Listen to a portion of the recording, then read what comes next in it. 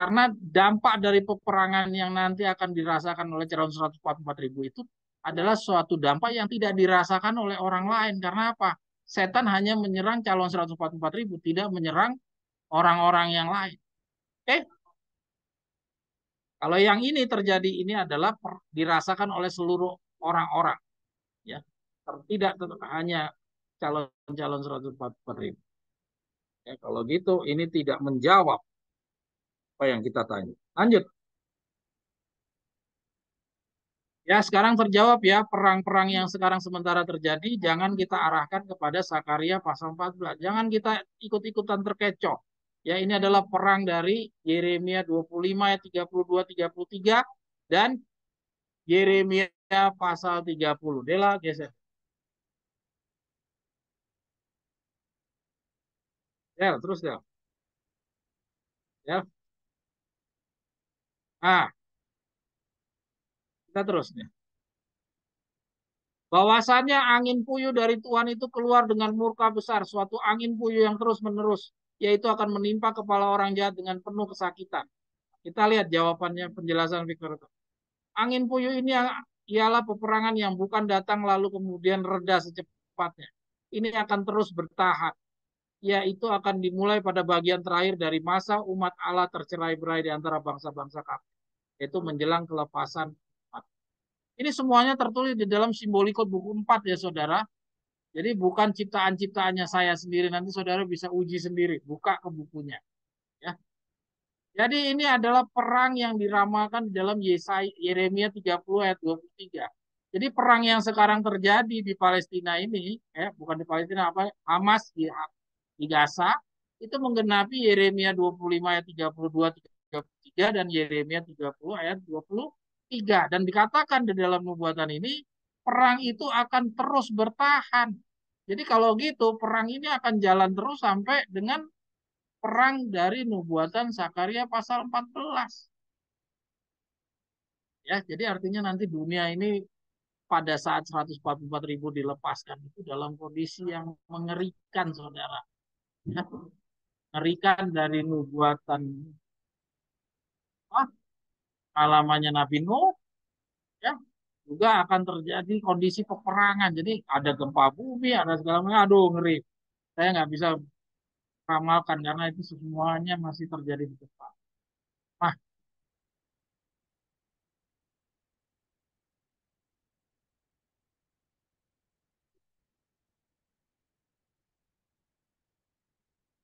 ya, yang berikutnya adalah geser,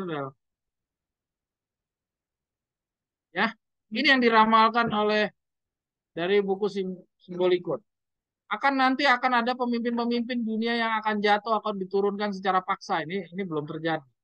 Ya, sementara yang kita lihat ini adalah apa yang diramalkan di dalam Yeremia 25 ayat 32 dan 33, Yeremia 30. Ya. Nah, ini Yesaya 30 ayat 32. Maka pada setiap tempat di mana cemeti penyiksa akan lewat akan dipalu Tuhan atasnya, ia akan disertai dengan bunyi rebana, maka semua peperangan keguncangan itu akan memeranginya. Penjelasan yang diberikan oleh Victor Ute terhadap ayat ini. Namun mengatakan pohon-pohon ara akan terguncang hebat dan pohon-pohon itu akan rebah. Apa yang sedang terjadi dalam keguncangan yang sudah dimulai di dunia pada waktu ini, beberapa orang besar sudah jatuh dan mungkin sekali bahwa alasan perempuan Babil itu akan didudukan untuk memenuhi pemerintah dunia akan tergantung pada pohon-pohon itu yang harus lebih dahulu jatuh dalam kegoncangan yang kini baru dimulai. Bela akan keluar dari bangsa yang satu kepada bangsa yang lain karena Allah akan mendatangkan sebuah pedang atas semua penduduk bumi. Ini berarti peperangan. Itu penjelasan Victor Utef. Ya. Penjelasan Victor Utef ini apa yang disampaikan berkaitan dengan ramalan di depan. Sementara ini kita belum menyaksikan. Ya, kita kan dikatakan kita akan mengetahui rencana Allah hanya dari apa yang disampaikan oleh Nabi dan apa yang kita saksikan dari hari ke hari. Ini masih sementara ini baru yang disampaikan oleh Nabi. Tapi belum kita bisa saksikan dari hari ke hari. Ya, kita nanti lihat.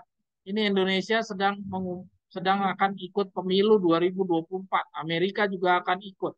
Ya, kita nggak tahu lagi nanti Rusia bagaimana. Ya, Netanyahu sekarang sedang digoyang. Ya, gara-gara perang ini kalau kita lihat ada demo-demo, ya kita nggak tahu.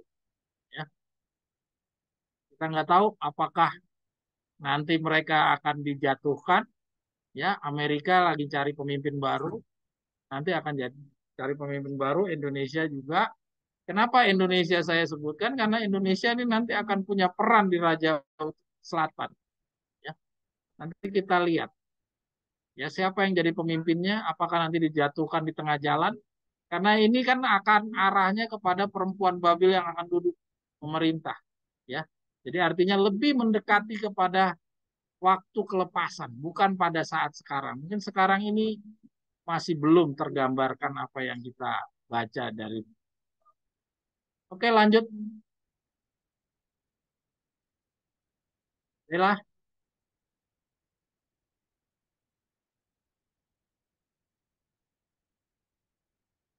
Ya, oke. Ya, ini yang berikutnya aja lagi. Ya, ini masih di dalam buku yang sama diramalkan tentang kekalahan Assyria. Ini dinubuatkan di dalam Yesaya 31 ayat 8. Oke, lanjut, Dela. Ya, terus ya keadaan kekalahan Assyria ini sudah saya yakin saudara-saudara juga sudah mulai memahami ya karena ini sudah cukup lama kita sama-sama pelajari soal kekalahan Assyria. Dan itu juga yang tadi mengilhami saudara Lazarus tadi menyampaikan undangan untuk Zoom meetingnya mereka, webinarnya mereka tentang Israel akan kalah. Kok bisa? Tadi kan Israel kalah. Kok bisa? Ya, itu diambil daripada nubuatan Yesaya 30 tadi. Itu adalah pengetahuan yang kita punya di dalam 3,5 tahun pendidikan. Sekarang kita coba mencari tahu tentang pendidikan 40 hari. Ya, kita tidak akan dalami tentang pengetahuan yang kita sudah dapat di dalam 3,5 tahun. Yang berikutnya lagi, di antara berbicara tentang keadaan dunia, Yeremia terdapat nasihat untuk tidak takut dan hanya kayak keajaiban yang dapat melepaskannya. Yeremia 30 ayat 7, Yeremia 30 ayat 10. Ya, benar Tio, benar Oi bahwa apa yang disampaikan oleh Victor Utev dari Simbolikut buku 4 ya, jilid 13 nomor berapa tadi? Nomor 34 ya kalau nggak salah, mengatakan jangan kamu punya rasa takut ya. Jangan punya rasa takut dan rasa takut yang disebutkan oleh Victor Utev di sini adalah rasa takut dari kesusahan Yakub ya. Ini adalah pemahaman yang kita sudah pegang selama ini. Jangan kita punya takut terhadap kesusahan. Ya. Oke, kita lanjut dulu. Ya.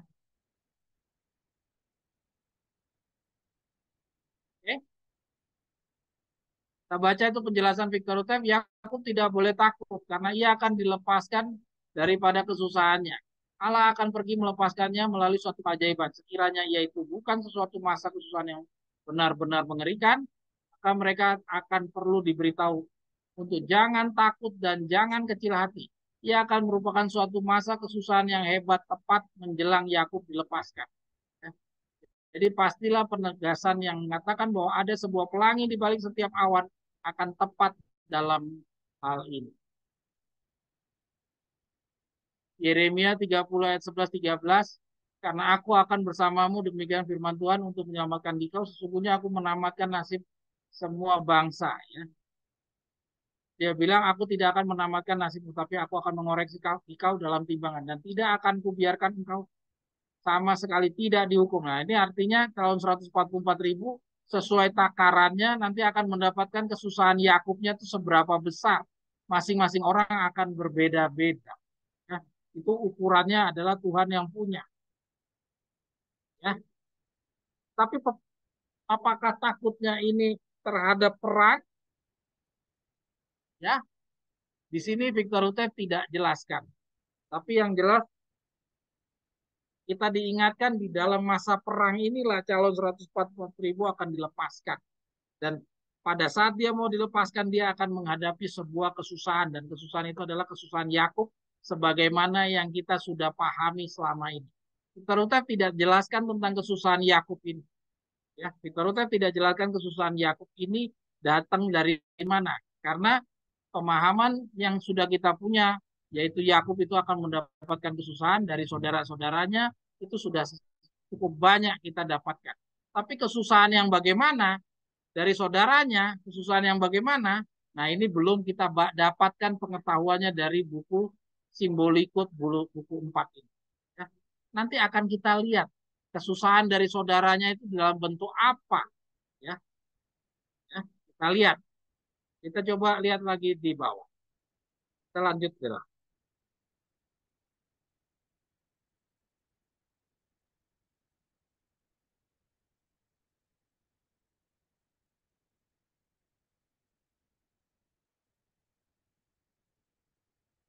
Nah, sementara ini kita udah lihat ada kesusahan Yakub. Jadi seperti yang tadi Oyo udah jawab, dampak dari peperangan itu adalah yang kita khawatirkan adalah kesusahan Yakub. Tapi kesusahan Yakub yang bagaimana? Nah, itu kan belum kita dapatkan. Ya, kita lihat di dalam penjelasan berikutnya. Ya. Nah, ini kita lihat di akhir dari khotbahnya dari Simbolikot jilid 4 ini, kita lihat dapat poin-poin yang disampaikan oleh Victor Utek. Bila geser deh. Ya, beberapa poinnya adalah arti masa kesusahan Yakub. Kerajaan itu akan didirikan dalam masa perang. Bila geser deh. Angin puyuh dan pedang, yaitu perang ialah bela, yaitu suatu kutuk, yaitu kutuk yang akan dikirim. Del, geser Del.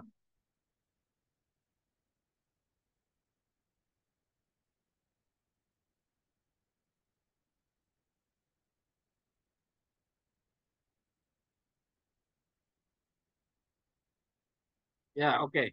Kita lihat di sini, ya.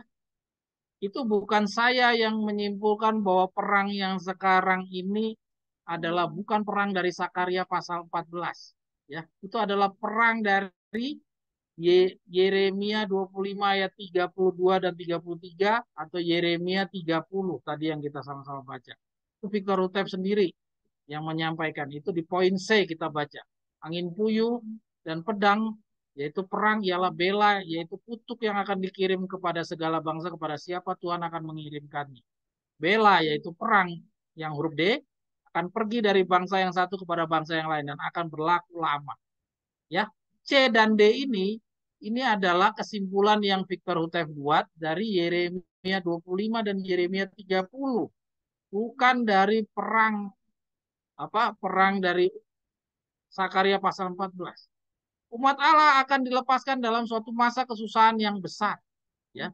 Mereka harus membuang semua penyembahan berhala sebagai suatu persyaratan. Ya, ini kita sudah sama-sama pahami ya. Bangsa kafir akan memperoleh kesusahan mereka apabila mereka telah dipanggil keluar dari Babil. Nah, ini buah-buah kedua. Penyelidikan hari ini terutama membicarakan kesusahan dari Yakub sendiri dan mengenai kelepasannya daripada gelang ikatan Assyria. Ya, nah, ini di sini masih bicara tentang akibat dari peperangan, kelepasan dari gelang ikatan Assyria. Ya, tapi kesusahan Yakub yang bagaimana? Ya, dari peperangan tersebut, ya dampak dari peperangan tersebut kita belum dapatkan. Ya, kaitan dari peperangan tersebut terhadap Yakub ini seperti apa sih? Ya, peperangan tersebut mendorong si Esau itu menganiaya Yakub itu bagaimana caranya? Bagaimana? Itu belum kita dapatkan di dalam apa yang disampaikan di dalam buku Simbolikut buku 4 ini. Ya. Oke, lanjut.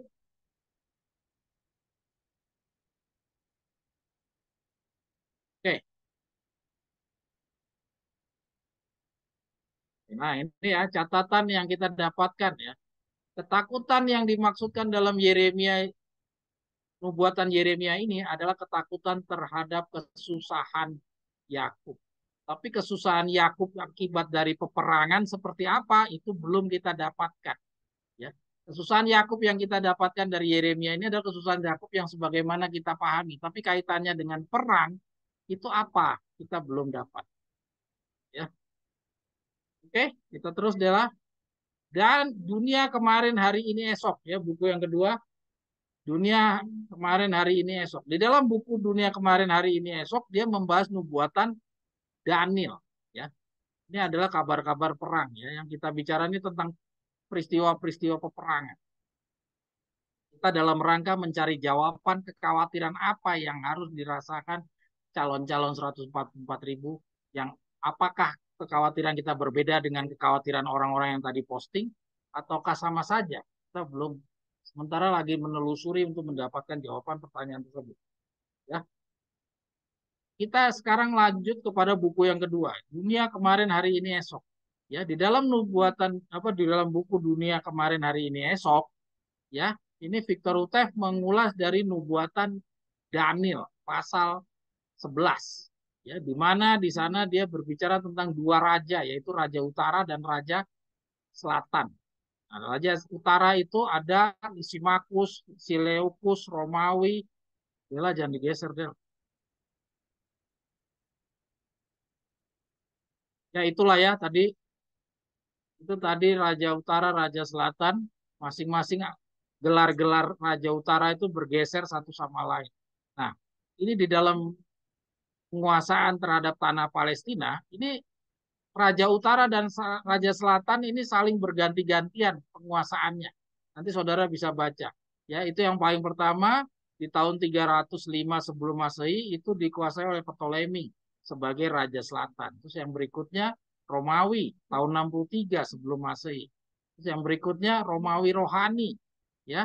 Itu di zaman rezim yang kedua dan ketiga itu disitulah Yesus lahir, ya. Dan yang keempat itu Muhammadan. Dan yang paling terakhir yaitu di zaman kita sekarang ini mulai tahun 1919 Masehi, yaitu setelah kekalahan Ottoman, ya, tanah Palestina itu sekarang dikuasai oleh Raja Utara. Ya, Raja Utara itu dalam nubuatan Nahum itu adalah Assyria, ya. Jadi sekarang Israel yang ada di Palestina sekarang ini adalah bagian dari grupnya Assyria, bagian dari grupnya Raja Utara. Walaupun fisiknya Israel, tapi pada dasarnya dia adalah grup. Ya, mereka ini tergabung di dalam masing-masing grup, yaitu grup Raja Utara dan grup Raja Selatan. Raja Selatan ini adalah Muhammadan dan teman-temannya. Raja Utara itu adalah bangsa-bangsa Kristen, bangsa Eropa, bangsa dan Israel. Ya, termasuk juga Jepang dan teman-temannya lah. Kayak kroni-kroninya lah. Ya, oke kita lanjut. Nah, yang berikutnya ini persekutuan gereja dan pemerintah sipil akan mendatangkan suatu kesusahan yang sedemikian itu belum pernah akan ada semenjak berdirinya sesuatu bangsa, yaitu konfederasi. Ya, nah ini dia. Ya, jadi dari buku yang tadi kita baca dari buku Simbolikot buku 4, kita belum dapatkan petunjuk kesusahan Yakub itu berkaitan dengan peperangan itu kaitannya apa? Ya, apa yang menciptakan si Esau-Esau itu menganiaya calon 144.000 sehingga terciptalah kesusahan Yakub akibat dari peperangan. Nah, itu yang kita belum dapatkan dari buku buku Simbolikut. Nah, di dalam buku ini sedikit demi sedikit sudah mulai terlihat, ya, sudah diperlihatkan kepada kita, ya, apa yang mendorong si Esau-Esau ini menganiaya calon-calon 144.000, ya, akibat daripada peperangan. Ya, oke, kita lihat di sini persekutuan gereja dan negara ini akan mendatangkan suatu masa kesusahan yang sedemikian ini belum pernah ada semenjak berdirinya sesuatu bangsa. Ya, jadi artinya seperti yang kondisi yang seperti ini belum pernah ada sejak berdirinya sesuatu bangsa. Jadi artinya persekutuan yang seperti ini yang walaupun ini adalah contoh saingan dari zamannya Raja Ahas, tapi kondisi yang seperti yang akan terjadi di depan ini lebih ekstrim mungkin daripada yang dulu. Soalnya dikatakan ini belum pernah ada semenjak berdirinya sesuatu bangsa. Artinya, walaupun ada contoh, ini adalah contoh dan contoh saingan, mungkin ini lebih ekstrim daripada yang dulu. Ya, nanti kita akan lihat dari nubuatan Yesaya. Ya, sementara ini kita lagi bahas dulu dari Daniel pasal 12. Apa Daniel dari nubuatan apa ini ya? Oh ya, Daniel pasal 11. Ya, kita lihat di sini. Daniel 12 ayat 1. Meskipun demikian, barang siapa hendak menyelamatkan atau melindungi nyawanya dengan cara mengorbankan kebenaran, ia akan kehilangan nyawanya. Demikianlah kata Kristus. Tapi barang siapa hendak melepaskan nyawanya demi karena aku, dengan cara berdiri teguh mempertahankan kebenaran, ia akan kelak mendapatkannya. Ya, Matius 16 ayat 25. Dan Nabi itu mengatakan bahwa pada waktu itu akan bangkit berdiri Mikael, penghulu besar itu yang akan berdiri bagi bani bangsamu. Maka akan terjadi suatu masa kesukaran yang sedemikian itu belum pernah ada semenjak berdiri sesuatu bangsa, bahkan sampai kepada masa itu. Demikian pada masa itu bangsamu akan diluputkan. Oke, lanjut Dela. Ya, ini ya. Jadi kaitannya dampak dari perang dengan kesusahan Yakub adalah akibat adanya konfederasi, ya, kerjasama antara pemerintah sipil dengan pemerintahan agama. Ya, kita belum melihat itu kerjasamanya bentuknya seperti apa. Ya, nanti akan kita lihat di dalam nubuatan Yesaya. Ya. Tapi sementara ini kita ikuti saja apa yang disampaikan di dalam buku Dunia Kemarin dan Hari Ini Esok. Oke, yang berikutnya, ya, ini adalah hal-hal yang akan kita hadapi di depan. Yaitu Amerika akan merubah undang-undang dasar negaranya. Di saat itulah 144.000 akan memperoleh kesusahan Yakub. Ya, jadi kesusahan Yakub itu akan didapatkan oleh 144.000 di saat Amerika akan merubah undang-undang dasar. Ya, jadi kita amati nanti seperti apa yang akan terjadi di pemerintahan Amerika. Jadi untuk dia merubah undang-undang dasarnya ini otomatis ada sesuatu yang terjadi. Ya, harus ada sesuatu yang mendorongnya dia merubah undang-undang dasar negaranya. Ya, ya, yang tadinya undang-undang dasar ini apa? The Declaration of Independence ini nanti akan dirubah. Kita baca penjelasan Victor Hugo. Suatu gabungan keadaan-keadaan yang sedemikian ini akan memberikan hasil dalam sebuah tiruan dari pemerintahan gabungan agama dan negara. Ya, jadi artinya ini nanti akan ke depan ini mau ada gabungan agama dan negara. Ya, kita ingat bagaimana aniaya yang dirasakan oleh Yesus dahulu. Ya, kematiannya Yesus itu adalah gabungan antara pemerintahan sipil dan pemerintahan agama. Ya, kita sudah belajar upacara bayangan dalam kondisi yang sama. Nanti kita akan hadapi kelepasan 144.000 di dalam kondisi yang seperti itu. Yaitu akan ada konfederasi adalah pemerintah sipil dan pemerintah agama. Ya, pemerintah agama artinya Esau-Esau dan pemerintahan sipil adalah pemerintahan-pemerintahan setempat di mana saja di berada calon-calon 144.000. Ya, oke. Kita lihat di sini. Suatu gabungan keadaan yang sedemikian ini akan memberikan hasil dalam sebuah tiruan dari pemerintahan gabungan agama dan negara dari abad-abad pertengahan. Dan akan membuang sampai kepada sisa tumpukan peralatan dunia yang terbaik mengenai kebebasan manusia. Ya, yaitu Undang-Undang Dasar Amerika Serikat yang diilhami ilahi itu. Oleh karena perkembangan ini akan membuat penyakit-penyakit dunia semakin parah, maka ini akan memberikan pertanda bahwa 4 malaikat itu telah melepaskan anginnya dan bahwa 144.000 itu sudah dimeterai. Ya, nah jadi ini pada saat mau mendapatkan kesusahan Yakub, itu Amerika harus merubah undang-undangnya. Dalam rangka apa dia merubah undang-undangnya? Karena dia mau ikut campur di dalam peperangan.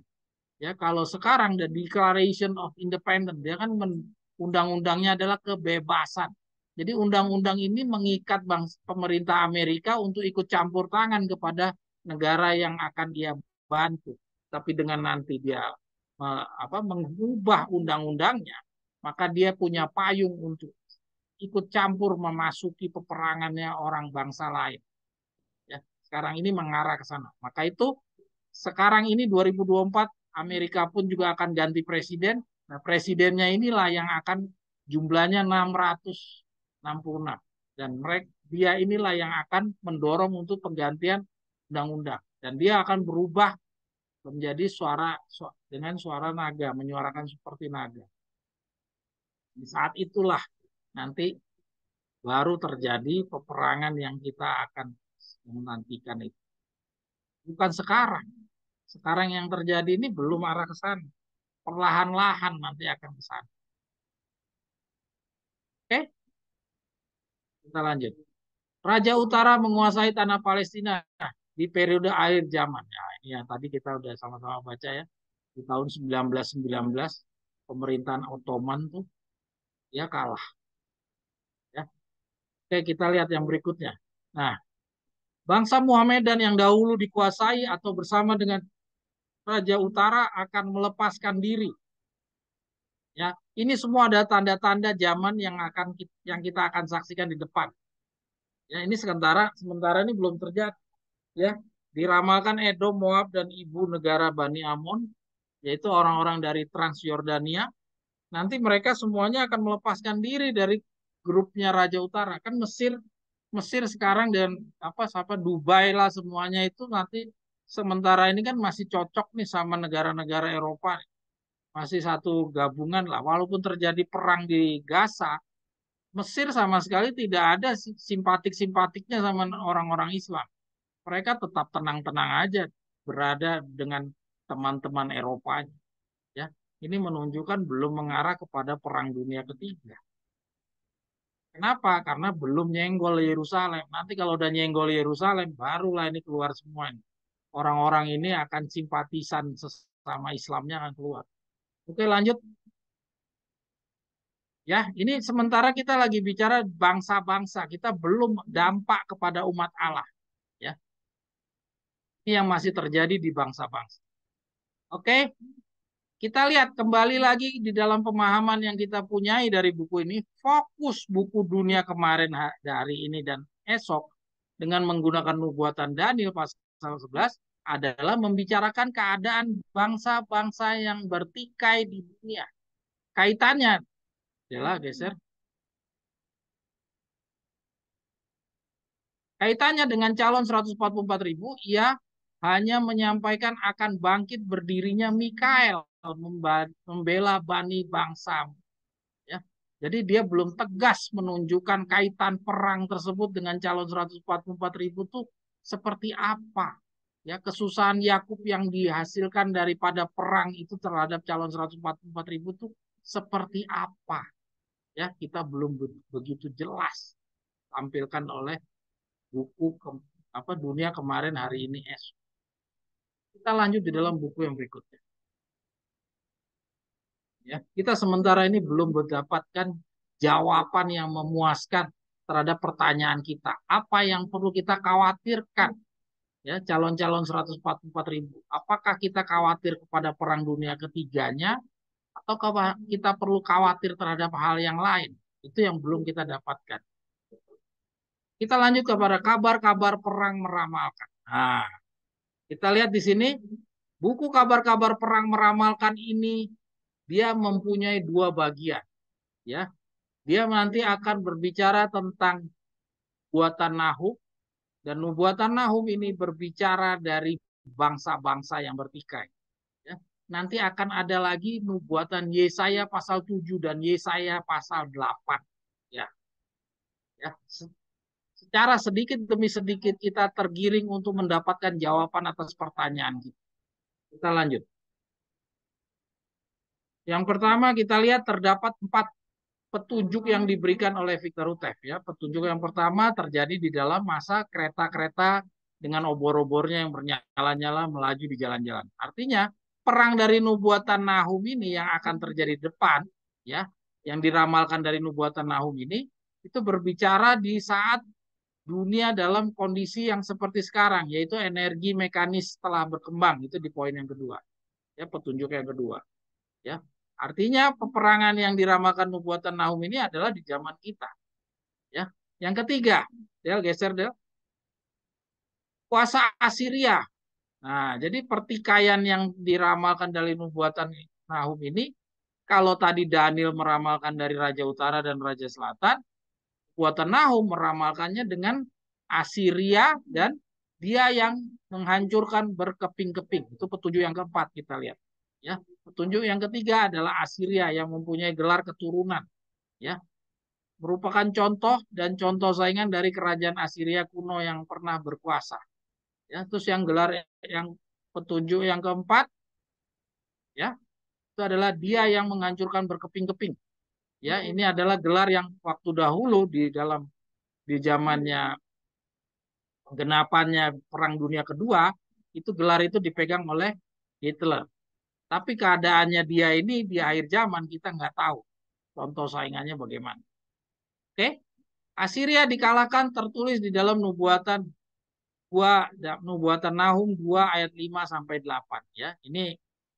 Ini juga yang akan apa yang menjadi dasar tadi Lazarus dari grupnya Wako Texas mengundang untuk webinar. Assyria, dia tadi katakan apa? Israel kalah. Kok bisa? Ya. Jadi dari nubuatan Nahum inilah yang menjadi landasan dia mengundang di dalam webinar. Oke, kita lanjut. Perintah untuk mengalahkan Assyria datang dan seterusnya. Kita nggak usah bahas.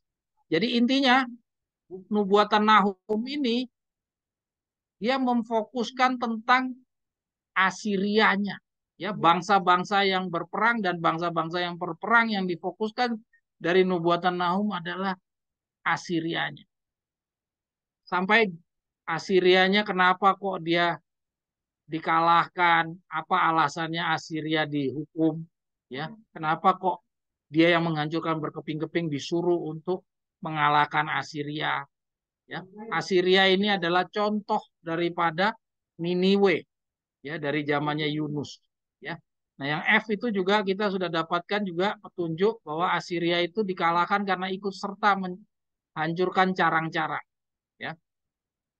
Di halaman 21 kalau saudara buka bukunya itu tentang bukan karena dia lemah tapi Tuhan merencanakannya, ya. Oke, kita lanjut. Ya, kita mungkin sudah pernah bahas, tidak kita perdalami di sini. Nah, sekarang kita coba lihat. Nah, itu di halaman 45 dijelaskan bahwa perang dari Nahum ini digenapi, ya ke atas dulu deh.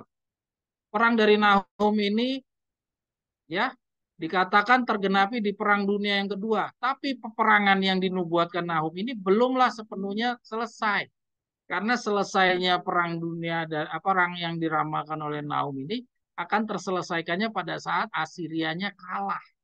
Ya, dan kekalahannya Assyria ini kalau saudara baca itu untuk kepentingannya si Assyria sendiri, ya untuk mentobatkan sebagaimana contohnya dahulu yaitu Niniwe, ya. Jadi intinya kita coba baca yang di bawah, ya. Geser deh.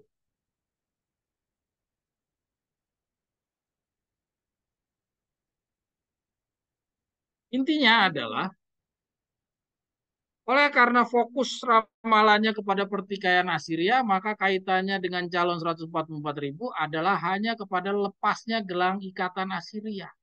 Selain itu, oleh karena Assyria merupakan contoh saingan dari Niniwe, masa lalu dan calon 144.000 juga merupakan contoh saingan dari Yunus yang ditugaskan menobatkan Niniwe, maka nubuatan tersebut cenderung meramalkan pertobatan dari calon buah-buah kedua, khususnya orang-orang Amerika. Jadi nubuatan Nahum ini lebih condong meramalkan tentang nasibnya si Assyria. Dan kaitannya dengan calon 144.000 adalah nanti calon 144.000 itu bertugas untuk mentobatkan orang-orang Assyria ini. Ya. Terkait dengan gelang ikatan Assyria dan nasib umat Allah 144.000 dalam proses peperangan yang terjadi antara Assyria dengan dia yang menghancurkan berkeping-keping, peperangan antara Raja Utara dan Raja Selatan, itu semuanya dinubuatkan di dalam Yesaya 7 dan Yesaya 8 dari buku ini juga. Ya. Ini yang kita harus pahami. Oke, kita lanjut. Amaran sekarang buku 7 jilid 2 nomor 41. Peristiwa-peristiwa yang sedang berlangsung keadaan situasi Palestina. Dela geser deh. Ini waktu nggak cukup kayaknya, tapi nanti sekilas kita akan mendapatkan jawaban dari pertanyaan kita. Ya. Nah ini kita lihat.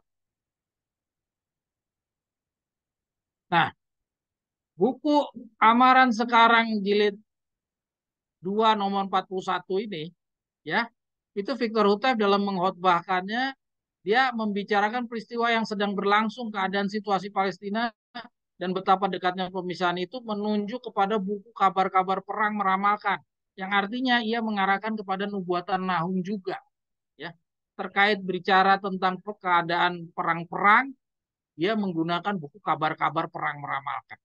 Ya. Terus yang berikutnya kita lihat, Victor Houteff meyakini peperangan Assyria kelanjutan dari Perang Dunia Kedua akan terjadi di Yerusalem sesuai dengan nubuatan Zakaria pasal 14. Ya. Jadi artinya peperangan itu Victor Houteff, ya, selain tadi Alkitabnya meramalkan di Yerusalem, Victor Houteff sendiri meyakini bahwa peperangan Zakaria pasal 14 itu akan terjadi di Yerusalem, bukan di Gaza. Jadi kalau saudara-saudara sekarang ini, saudara-saudara yang tadi kita lihat di postingan Facebook itu, mengira bahwa akan terjadi perang dunia yang ketiga, artinya roh yang memimpin dia berbeda dengan roh yang memimpin Victor Teh. Oke, kita lanjut, Dela. Geser.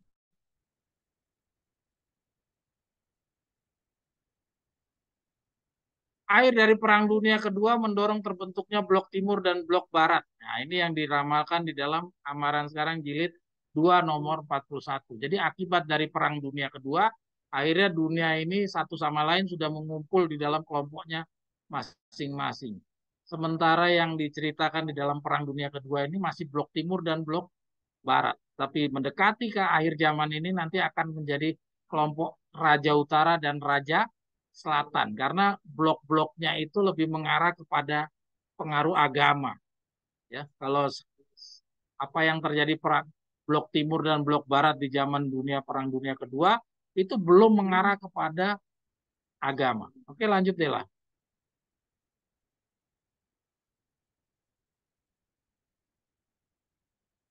Nah, ini lihat. Dalam melengkapi penjelasannya dari peristiwa peperangan dari nubuatan Nahum, kembali lagi Victor Utai mengkaitkannya dengan nubuatan Yesaya pasal 7 dan Yesaya 8. Ya. Nah, sekarang kita ambil kesimpulannya. Kita coba lihat. Ya, kesimpulannya nubuatan Zakaria berbicara pertikaian bangsa di luar Palestina dengan yang di dalam Palestina, atau artinya fokus kepada bangsa-bangsa di dunia. Ya, yang kedua, buatan Yeremia 25 dan Yeremia 30 berbicara peperangan lain di luar Palestina, dan Yesaya 31 berbicara tentang kehancuran Assyria, ya. Jadi apa yang terjadi sekarang ini di Palestina, apa yang ada di Gaza itu menggenapi nubuatan Yesaya 25 dan Yeremia 25 dan Yeremia 32. Ini adalah peperangan di luar Palestina. Dan itu yang menyimpulkan demikian adalah Victor Hutek, bukan saya. Oke, lanjut. Nubuatan Daniel pasal 11 memfokuskan kepada pertikaian bangsa-bangsa di dunia, ya, yang dilambangkan dengan Raja Utara dan Raja Selatan. Walaupun terdapat pembicaraan terhadap lepasnya gelang ikatan Assyria akan dirasakan oleh calon 144.000, namun nubuatan Nahum membicarakan terutama bangsa Assyria, yaitu Niniwe modern yang nantinya akan menjadi buah-buah kedua. Ya. Selain dari hasil akhir dari peperangan bangsa-bangsa di dunia, akan juga mengembalikan Israel menempati tanah yang telah dikaruniakan kepada nenek moyang mereka, terkait dengan dampak yang dirasakan oleh Israel rohani, yaitu calon 144.000 dalam selama proses peperangan yang terjadi, ditunjukkan kepada kita dari dua buku kabar-kabar perang meramalkan, ya, dan buku Amaran Sekarang jilid 2 nomor 41, ya, itu dua buku yang terakhir yang kita tadi bahas. Bila dari pembahasan peperangan-peperangan ini langsung kepada hasil akhir 144.000 dilepaskan dari gelang ikatan Assyria dan dilepaskan oleh Mikael dari kesusahan Yakub yang tentunya bukanlah menentukan keterpanggilan dan keterpilihan calon 144.000, akan tetapi dalam pembahasan nubuatan Yesaya pasal 7 dan Yesaya pasal 8 yang nanti kita akan bahas, Disinilah ujian yang harus dijawab oleh calon 144.000. Apakah dari kita masing-masing pantas terpanggil dan terpilih, ataukah kita akan menjadi salah seorang dari yang akan kalah dalam ujian. Artinya, apa yang diramalkan dalam nubuatan Yesaya 7 dan Yesaya 8 adalah ujian yang harus dihadapi oleh calon 144.000 sebelum menghadapi kesusahan. Ya. Jadi kita tidak dapatkan dari penjelasan-penjelasan dari peperangan. Sekarang kita lanjut kepada penjelasan nubuatan Yesaya pasal 7 dan Yesaya 8. Ya. Apa sih Yesaya 7 dan Yesaya 8? Ya, kita ingat tadi kita lihat seperti yang disampaikan oleh John Terinate kalau dia menyampaikan pelajarannya, ramalan Tuhan itu, ramalan Victor Utef itu terbagi menjadi dua, yaitu meramalkan bangsa-bangsa dan meramalkan sidang. Ya, nah apa yang tadi kita sama-sama lihat itu apa yang diramalkan dari bangsa-bangsa. Ya, nah dampak kepada bangsanya tuh pada umat Allahnya itu di mana? Dampak kepada umat Allahnya itu tertulis di dalam nubuatan Yesaya 7 dan 8. Ya, nah ini yang berikutnya kita lihat. Dela geser deh ke berikutnya deh. Kita lihat kepada Yesaya 7 dan Yesaya 8. Dan di dalam Yesaya 7 dan Yesaya 8 inilah kita akan mendapatkan jawaban. Kekhawatiran apa yang harus dirasakan calon 144.000 dari dampak peperangan.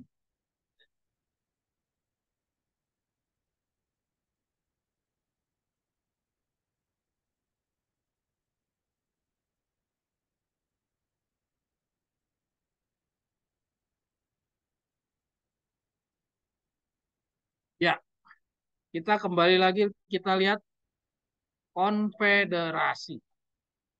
Judulnya konfederasi. Nih, ya, jadi sedikit banyak kita sudah dapatkan jawabannya. Kekhawatiran apa yang calon 144.000 akan rasakan?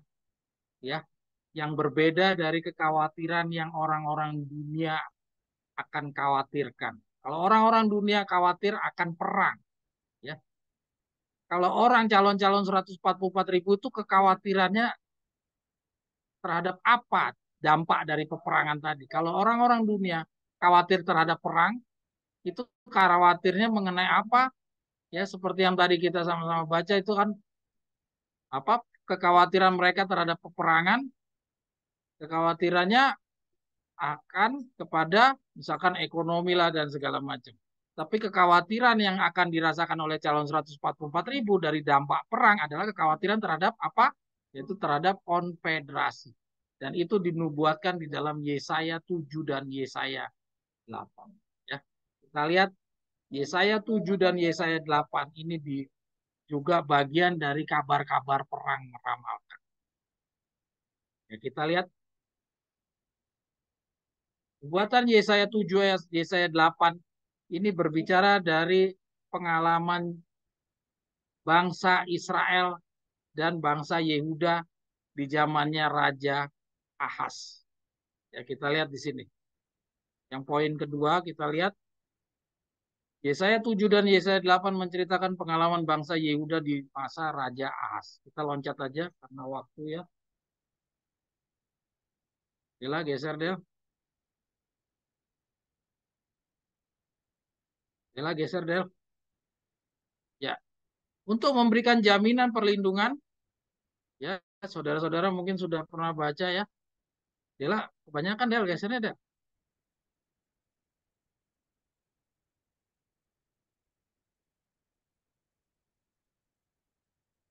Ya, untuk memberikan jaminan perlindungan Tuhan kepada keselamatan Yehuda, ya Tuhan memberikan dua tanda alamat. Ya ini nubuatan Yesaya 7 ayat Yesaya 7 dan Yesaya 8.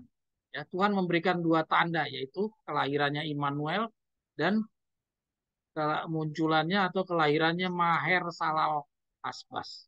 Ya, saudara-saudara sekalian. Saudara-saudara sekalian, saya harap sebenarnya saudara sudah pernah baca nubuatan Yesaya pasal 7 dan Yesaya 8. supaya saudara bisa mudah mengikutinya. Ya. Janji Tuhan atas konfederasi itu akan hancur sebelum Immanuel mampu mengetahui mana yang jahat dan mana yang baik. Maher Salahasbas mengetahui mana bapak dan mana ibunya. Ya. Yang berikutnya kita lihat dalam kenyataannya, dalam penggenapannya, ternyata jauh sebelum si Immanuel itu lahir dan Maher Salahasbas lahir, ya, ternyata konfederasi itu sudah dihancurkan oleh bangsa Assyria. Ya, pada kenyataannya sudah hancur duluan sebelum konfederasi sebelum Immanuelnya itu lahir dan Maher Salahasbasnya juga muncul. Ya. Nah, jadi artinya apa? Artinya konfederasi ini pada dasarnya yang diramalkan oleh Yesus oleh Tuhan menjawab memberikan tanda kepada Raja Ahaz adalah sebuah nubuatan yang akan terjadi di dalam generasi sesudah Raja Ahaz tersebut. Dan dia akan terjadi di masa yang di depan dari zamannya si Raja. Ya, oke. Kita coba lihat di dalam gambarnya Dela. Dela, kamu bisa ganti ke slide yang berikutnya Del. Di slide berikutnya, Bagan.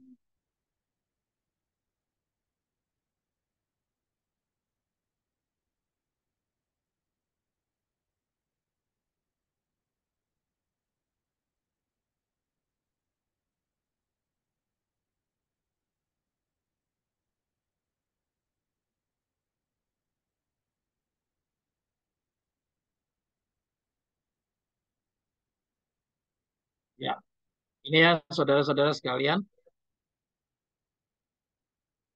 dari buku Kabar-Kabar Perang Meramalkan, kita dapat petunjuk, ya, pembahasan mengenai nubuatan Yesaya 7 dan 8. Jadi di zamannya Raja Ahaz, yaitu rajanya Yehuda, ya, mereka ini akan dihancurkan oleh 10 suku yang berkonfederasi dengan berkonfederasi dengan bangsa kafir, yaitu bangsa Assyria. Itu yang terjadi di dalam contohnya. Nah, konfederasi itu, ya, konfederasi itu membuat takut bangsa Yehuda. Sehingga atas ketakutan itu Tuhan memberikan janji kepada si Raja Ahaz bahwa konfederasi itu akan hancur, ya. Konfederasi itu akan hancur dan tanda yang Tuhan berikan kepada si Raja Ahaz agar ia percaya yaitu adalah kamu saksikan saja konfederasi itu akan hancur sebelum Immanuel lahir dan mengetahui mana yang jahat dan mana yang baik, ya. Jadi konfederasi itu akan hancur sebelum Immanuel bisa membedakan mana yang baik dan mana yang jahat. Dan Immanuel dan Maher Salahasbas juga ikut sebagai tanda yang kedua, ya, dijanjikan oleh Tuhan kepada si Raja Ahaz bahwa si Maher Salahasbas sebelum dia mengetahui mana bapak dan mana ibu, konfederasi itu akan hancur. Del geser ke bawah Del. Ternyata ternyata jauh sebelum Immanuel dan Maher Salahasbas itu lahir, belum muncul ke dunia, ternyata konfederasi dari 10 suku dan Syria itu sudah hancur duluan. Artinya apa yang dijanjikan Tuhan ini sebenarnya tidak berlaku bagi Raja Ahaz. Tetapi tidak berlaku bagi Raja Ahaz. Tapi berlakunya untuk generasi sesudah Raja Ahaz. Ya, kita lihat di dalam gambarnya itu. Dia kecilin kenapa, Del?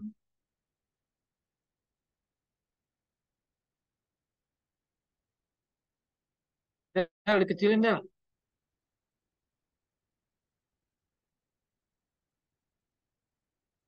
Ya, ya kita lihat di sini ada contoh saingan yang pertama, ya, itu akan terjadi konfederasinya di tahun 1530 di zamannya Martin Luther. Ya. Nah, ternyata nubuatan dari Tuhan yang disampaikan kepada Raja Ahaz itu adalah sebenarnya nubuatan untuk generasi di zaman sesudah Raja Ahaz, yaitu tepatnya pertama di dalam zamannya Martin Luther, ya. Karena di zaman Martin Luther itu nanti akan ada konfederasi yang akan dirasakan oleh orang-orang Kristen mula-mula, ya. Oke, kita kembali kepada apa yang tadi kita baca deh.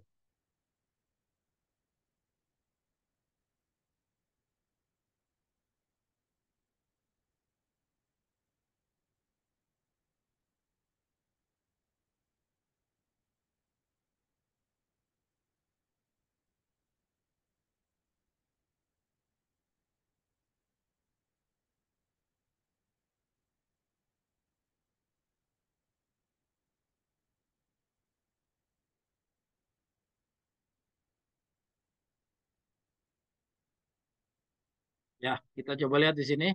Yang itu hurufnya dimiringkan itu tulisannya Victor Utek. Ya, coba kita baca sama-sama. Ya. Artinya, walaupun Yehuda kuno tidak akan mengalami kekalahan oleh persekutuan Israel dan Syria, namun bagaimanapun ia juga akan dibawa tunduk kepada Assyria kuno. Ya, dan sebagaimana yang akan kita saksikan, roh dari konfederasi ini tidak berakhir dengan Israel kuno dan Syria itu saja, ya.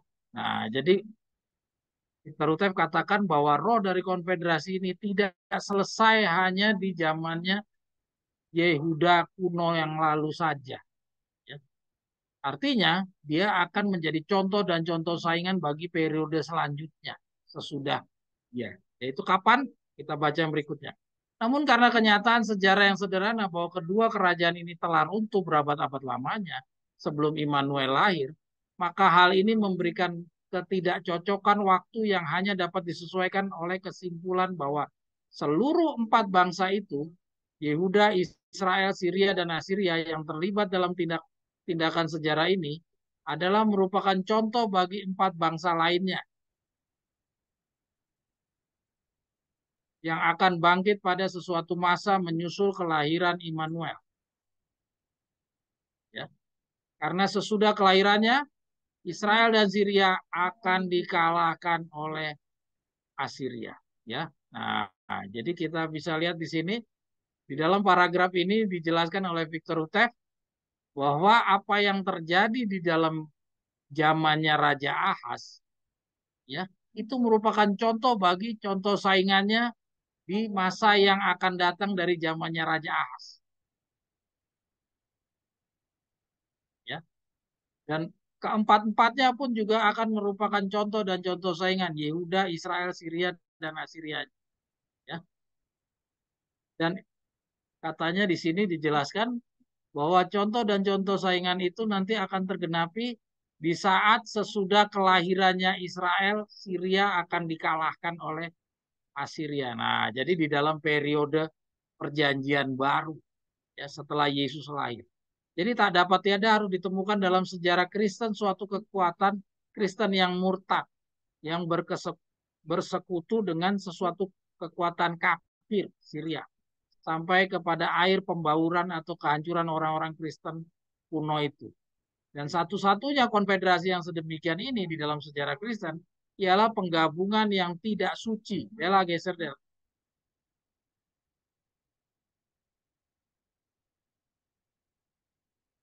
Di antara gereja dan negara yang memerintah selama zaman kegelapan yang lalu dan yang telah berusaha membinasakan orang-orang yang dilahirkan kembali yang telah menolak meninggalkan iman rasul-rasul untuk tunduk kepada suatu persekutuan Kristen. Oke, nah ini konfederasi yang pertama, contoh saingannya adalah terjadi di zamannya Martin Luther. Ya.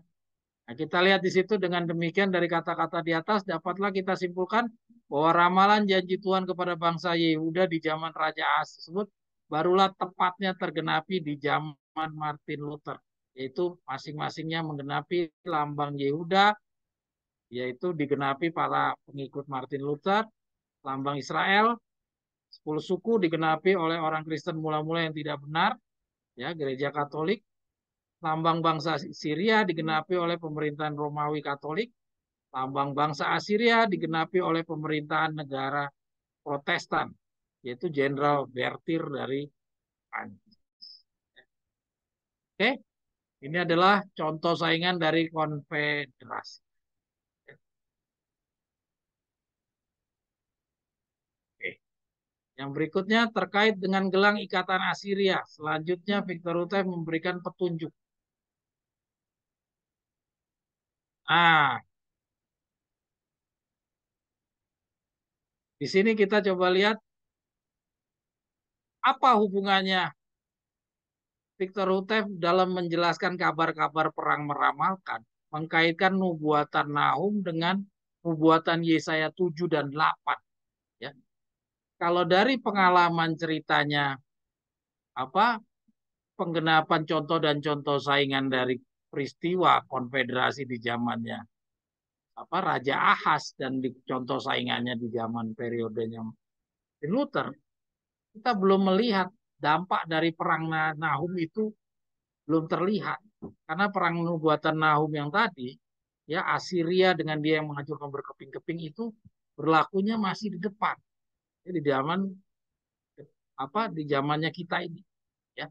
Jadi artinya apa yang kita diperlihatkan dari nubuatan Nahum dan nubuatan Yesaya kaitannya itu belum terlihat, ya. Barulah di poin yang ke-6 ini kita dapatkan petunjuknya. Mari kita baca. Sebab itu maka dengan sendirinya Assyria kuno contoh itu akan menemukan rangkapnya di dalam kekuatan yang telah memecahkan gabungan gereja dan negara itu di dalam zaman pertengahan yang lalu. Ya. Jadi nubuatan ramalan tentang Assyria kuno yang lalu, ya, yang mengalahkan apa konfederasi di zamannya Raja Ahab, Raja Raja Ahas, ya itu mempunyai kegenapannya secara rangkap, yaitu di zamannya dahulu dan di zaman pertengahan yang lalu, yaitu di zamannya Martin Luther. Ya, kita terus. Dan karena gabungan itu telah dibubarkan oleh bangsa Protestan yang ada sekarang, maka kesimpulannya yang tak dapat dielakkan ialah Assyria modern itu akan sampai pada sejarah kita. Nah, jadi si Assyria yang diramal yang merupakan contoh dan contoh saingan daripada Assyria di zaman yang kuno, yang lalu yang tergenapi di zaman Martin Luther, itu ternyata Assyria ini masih akan lanjut terus sampai di dalam sejarah kita. Kalau di dalam sejarah kita, artinya ini akan terjadi di dalam saat kelepasan 144.000. Sehingga dengan demikian memastikan kenyataan bahwa nubuatan Yesaya itu adalah berkaitan dengan nubuatan Nahum. Nah, di sini baru kita dapatkan petunjuknya. Kenapa kok Victor Rutev dalam membahas tentang kabar-kabar perang, dia menghubungkan nubuatan Nahum dan nubuatan Yesaya. Karena apa? Karena apa yang terjadi ada di dalam nubuatan Yesaya itu sangat terpengaruh dengan apa yang terjadi di dalam penggenapan nubuatan Nahum. Ya, nubuatan Nahum menceritakan tentang akan adanya perang, yaitu Assyria dengan dia yang menghancurkan berkeping-keping. Atau di dalam nubuatannya Daniel, itu adalah meramalkan tentang perang Raja Utara dan Raja Selatan. Nah, peperangan ini akan menimbulkan pengaruh kepada umat Allah. Dan pengaruh terhadap umat Allah itu diramalkan di dalam nubuatan Yesaya 7 dan Yesaya 8. Jadi dampak dari peperangan itu akan mendorong timbulnya konfederasi. Ya, saudara bisa ikuti. Inilah yang kita bisa dapatkan pemahaman lebih yang dibimbing oleh Roh Suci kepada kita. Oke, kita lanjut.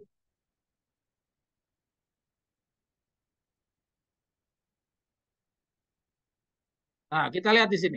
Selain lambang Assyria dikatakan Assyria modern itu akan sampai pada sejarah kita, ternyata lambang Immanuel dan Maher Salahasba dikatakan akan ada di dalam Yehuda contoh saingan.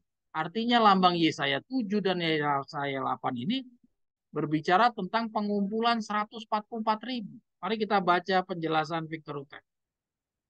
Selanjutnya dari kenyataan bahwa keduanya akan lahir ke dalam Yehuda, yang satu dari roh dan yang satunya dari daging, maka terbuktilah keadaan keduanya seperti yang dikatakan oleh Nabi itu, yaitu bagi tanda ajaib dan bagi tanda alamat dari dua kelas anggota-anggota sidang yang hidup pada waktu yang sama. Ya. Karena sebelumnya sudah ada bersama dengan Bapa ini, dan kemudian telah dilahirkan kembali di Bethlehem, maka Immanuel jelas melambangkan orang-orang Kristen yang dilahirkan kembali. Sedangkan yang tidak pernah ada sebelumnya, yaitu Maher Salahasbas, hanya dapat melambangkan orang-orang yang tidak dilahirkan kembali, yaitu sebagian keanggotaan sidang. Ya, inilah geser. Yang tidak mungkin dilambangkan oleh Immanuel. Hal yang sama ditemukan dalam kiasan mengenai Ismail dan Ishak dan seterusnya. Kita nggak usah baca. Dela boleh ke atas lagi, Den. Ya. Nah, jadi sama halnya yang tadi di atas. Dela boleh ke atas lagi, Del. Di poin 6. Berhenti, berhenti, berhenti, berhenti. Ke bawah dikit. Ya, ke bawah dikit, Del. Oh, kita lihat di sini. Ya, yang ditulis miring itu kita lihat. Hubungan nubuatan Yesaya itu adalah berkaitan dengan nubuatan Nahum. Tadi kan kita sama-sama mencari tahu sebenarnya Victor Hutai menggabungkan bicara tentang kabar-kabar perang dari nubuatan Nahum dihubungkan dengan Yesaya itu di mana hubungannya? Hubungannya adalah apa? Konfederasi yang terjadi di dalam nubuatan Yesaya itu terpengaruh dengan apa yang terjadi di dalam kabar-kabar perang yang terjadi di dalam nubuatan Nahum. Jadi akibat dari perang Raja Utara dan Raja Selatan atau perang Assyria melawan dia yang menghancurkan berkeping-keping, itu menciptakan konfederasi dari nubuatan Yesaya pasal 7. Ya, kita lihat di sini. Ya, kalau tadi dikatakan Assyria itu akan tiba sampai kepada sejarah kita, maka selain dari Assyrianya pun ternyata lambang Immanuel dan Maher Salahasbah pun juga akan tiba sampai di dalam periode Yehuda. Dela geser deh. Ya, artinya sama-sama semuanya akan tiba sampai di dalam periodenya kita. Ya, itu yang mengatakan sidang itu adalah Victor Utek, bukan saya. Ya, selanjutnya dari kenyataan ini bahwa keduanya akan lahir ke dalam Yehuda. Ya, yang satunya melalui roh, yang satunya oleh daging. Ya, oke. Jadi artinya contoh dan contoh saingan yang sudah tergenapi di zamannya Martin Luther itu ternyata tidak hanya berhenti sampai di sana. Ternyata nubuatan Yesaya 7 dan Yesaya 8 ini masih merupakan contoh dan contoh saingan kembali bagi periode akhir zaman, yaitu pada periode pengumpulannya 144.000. Ya. Maka kalau ada Asirianya contoh saingan, ada merupakan contoh saingan, Yehudanya ada contoh saing apa? Yehudanya juga ada contoh saingan, maka juga harus ada contoh saingannya Syria dan juga harus ada contoh saingannya Assyria, ya. Semuanya maka otomatis mau tidak mau semuanya adalah merupakan contoh saingan daripada nubuatan Yesaya pasal 7 dan Yesaya 8. Maka Immanuel jelas melambangkan orang. Nah, ini yang berikutnya ini paragraf yang berikutnya kita lihat bahwa Immanuel dan Maher Salahasbas ini dikatakan Immanuel itu adalah orang-orang yang dilahirkan kembali. Maher Salahasbas itu adalah orang-orang yang tidak dilahirkan kembali. Dalam hal ini saya tidak paham apakah dia ini tidak dibaptis atau tidak. Saya tidak bisa jawab karena petunjuknya hanya sampai sejauh ini. Ya, tapi yang jelas kedua-duanya itu ada di dalam Yehuda. Ya, jadi artinya calon-calon 144.000 lah yang dibicarakan di dalam apa yang dibicarakan nubuatan Yesaya 7 dan Yesaya 8. Dan konfederasi ini adalah konfederasi yang akan berdampak kepada pengumpulan 144.000. Oke, Dela geser deh.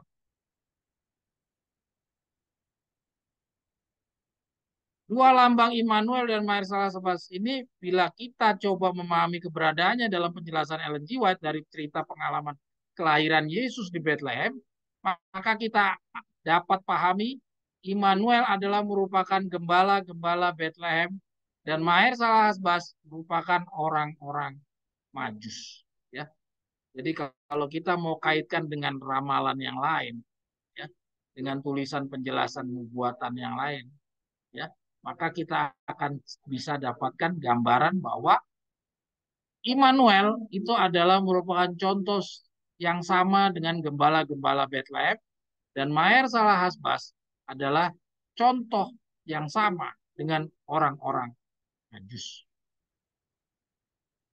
Ya, oke, kita lihat lagi yang di paragraf yang bawah yang dimiringkan dari Victor Rutev juga.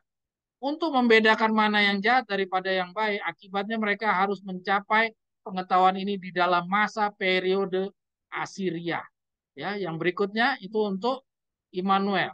Sampai kepada hari ini belum mampu untuk secara tetap memilih antara mana yang baik dan mana yang jahat. Oke, lanjut deh lah. Kita loncat aja. Nah, oh coba ke atas dulu. Nah, yang bawahnya juga itu dia. Kita lihat dan bahwa orang-orang yang hanya dilahirkan oleh daging itu pun adalah sedemikian rupa tidak berkembang sehingga tidak mampu untuk memastikan menyatakan kenalakan bapaknya dan ibunya. Ya, jadi mereka semuanya ini harus memperoleh pengetahuan itu di dalam periode Assyria. Oke, adalah geser. Nah, ini dia kesimpulan yang dapat kita pahami dari buku kabar-kabar perang meramalkan adalah nubuatan Nahum berbicara dari lambang Assyria, nubuatan Yesaya berbicara tentang pengumpulan 144.000. Ya. Terus kemudian pertanyaan mengapa terjadi konfederasi? Apa yang mendorong diadakannya konfederasi? Nah, kutipan berikut ini memberikan jawabannya. Ya. Yesaya 8 ayat 11 sampai 12 sampai 22. Oke, Dela geser. Karena Tuhan berfirman kepadaku dengan tangan yang kuat dan diperintahkan kepadaku supaya jangan aku berjalan pada jalan bangsa ini. Karena katanya, janganlah dikatakan olehmu suatu persepakatan. Karena terhadap semua yang akan disebutkan suatu persepakatan bangsa ini. Juga jangan kamu takut akan apa yang mereka takuti. Juga jangan kamu gentar. Hanya Tuhan seruas sekalian alam saja yang hendaknya kamu persucikan. Dan hendaklah kamu takut akan dia. Dan gentar kepadanya, maka ia akan menjadi suatu tempat kesucian bagi para pengikut kebenaran. Tetapi sebaliknya akan menjadi suatu batu sandungan dan batu karang penghalang bagi kedua isi rumah Israel. Dan suatu perangkap dan suatu jerat bagi segala penduduk Yerusalem. Sama seperti halnya pada kedatangannya yang pertama. Maka sebab itu banyak dari antara mereka itu akan kesandung dan jatuh dan terjerat parah dan tertangkap dan tertahan. Saudara-saudara perhatikan yang digaris bawahi. Sama seperti halnya pada kedatangannya yang pertama. Jadi kalau kita lihat disamakan dengan kedatangan Yesus yang pertama, di mana bangsa Israel, bangsa Yahudi pada saat itu semuanya kecolongan, ya, semuanya kecurian terhadap peristiwa kelahirannya Yesus di Bethlehem, dan yang hanya menyambut kelahirannya dia adalah hanya gembala Bethlehem dan orang-orang Majus, maka demikian juga pada saat ya pada saat nanti konfederasi ini terjadi, konfederasi ini akan menjadi batu sandungan atau akan menjadi jerat bagi orang-orang yang tidak menduga. Sama seperti di dalam pendahuluan tadi kita baca kebinasaan yang tidak diduga-duga. Ya. Jadi artinya konfederasi ini benar-benar merupakan jerat. Jadi kalau kita menjawab pertanyaan tadi, Dela boleh yang kedua, Dela. Ini kita potong saja. Kalau kita mau kepada yang kedua, Dela yang poin kedua, Dela. File yang kedua deh, file yang kedua, bukan bukan file yang ini. File yang kedua, pertanyaan yang paling terakhir. Saudara-saudara, mohon maaf ini agak panjang karena memang ini agak rumit. Jadi saudara harus mengikutinya perlahan-lahan. Ya. Jadi sekarang kita sudah dapatkan jawabannya.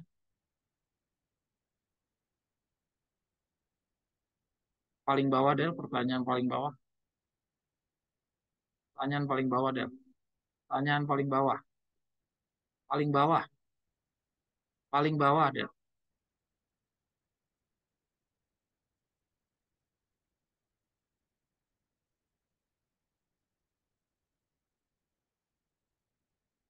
Nah, kita lihat. Bila tidak sama, kekhawatiran terhadap apa yang seharusnya dimiliki oleh calon 144.000. Maka kekhawatiran yang harusnya dipunyai oleh calon 144.000 yang dibimbing oleh Yohanes 16 ayat 13 adalah apa? Kekhawatiran terhadap konfederasi. Balik lagi ke yang tadi deh, ke yang poin 4. Ya, ini mungkin yang terakhir saudara. Jadi kita 2 minggu lagi kita akan ulas lagi karena ini nggak mudah.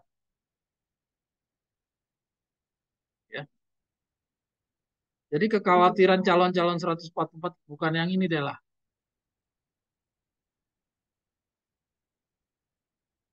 Yang tadi, yang ulasan tadi itu.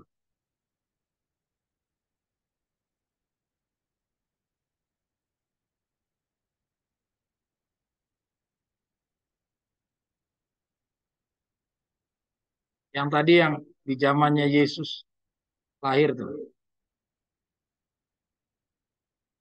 Ah, op, op, op, op, op, op. Yang tadi yang ada garisnya, Del.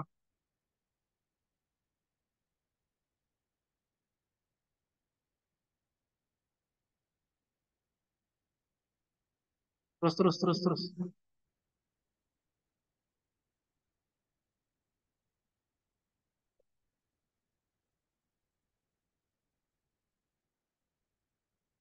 Op, op, op.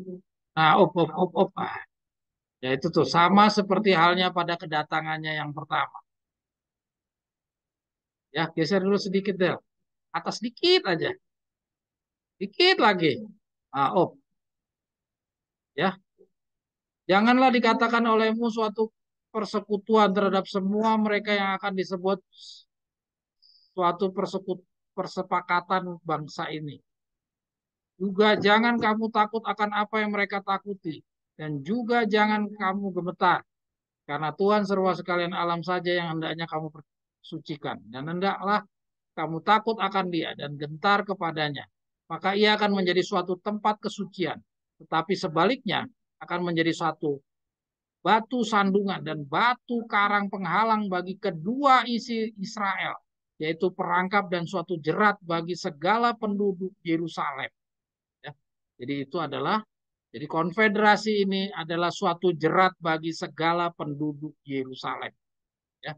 Dan jerat itu bagaimana dia membinasakannya, ya, membuat mereka calon-calon 144.000 itu bisa gagal, membuat orang-orang tidak didapati berpakaian pakaian kawin adalah sama seperti halnya pada kedatangannya yang pertama. Yaitu adalah apa? Dia harus mempunyai pengetahuan time setting. Itu dari contoh tentang kelahirannya Yesus. Tapi dalam hal yang kita bicarakan adalah tentang konfederasi ini juga merupakan salah satu jerat yang bisa membuat orang-orang itu pun gagal. Dan kegagalannya itu adalah kegagalan yang tidak diduga-duga. Ya, jadi kebinasaan yang benar-benar tidak diduga. Bukan seperti tidak mengetahui 144.000. Bukan seperti tidak mengetahui Yeskel pasal 9. Kalau tidak mengetahui 144.000 sudah sering kita dengar-dengar. Tidak mengetahui tentang Yeskel pasal 9 sudah sering kita dengar. Tapi tentang konfederasi ini belum pernah kita dengar. Ya. Dan banyak orang-orang semua tidak menyangka-nyangkanya. Ya. Sehingga tawaran konfederasi ini ini tampaknya baik. Nanti kita akan bahas 2 minggu lagi bahwa konfederasi ini tampaknya baik bagi orang-orang yang tidak menunggu konfederasi ini. Semuanya akan jatuh di dalam jerat ini. Dan yang tidak jatuh di dalam jerat ini hanya jumlahnya berapa? 144.000. Dan dia adalah siapa? Dia adalah Immanuel dan Maher Salahaspas. Dan kedua-duanya ada di mana? Ada di Yehuda. Oke, kira-kira bahasan sedikit pada sahabat ini adalah, jadi intinya kita jangan nunggu perang dunia ketiganya. Kita jangan khawatir sama perang dunia ketiganya. Tapi kita khawatir tentang konfederasinya. Yang kita khawatir adalah konfederasi. Bukan kita khawatir tentang perang dunia ketiga. Seluruh dunia semua mau beragama atau tidak beragama. Semua khawatir tentang perang dunia ketiga. Kita tidak khawatir tentang perang dunia ketiga. Ya, walaupun kita juga perlu memperhatikan adanya perang dunia ketiga, tapi yang perlu kita khawatirkan adalah dampak dari perang dunia ketiga itu. Sekarang ini masih di dalam perang Yeremia 25 dan Yeremia 30. Oke, mungkin demikian pembahasan pada hari Sabat ini. Mari kita tutup Sabat.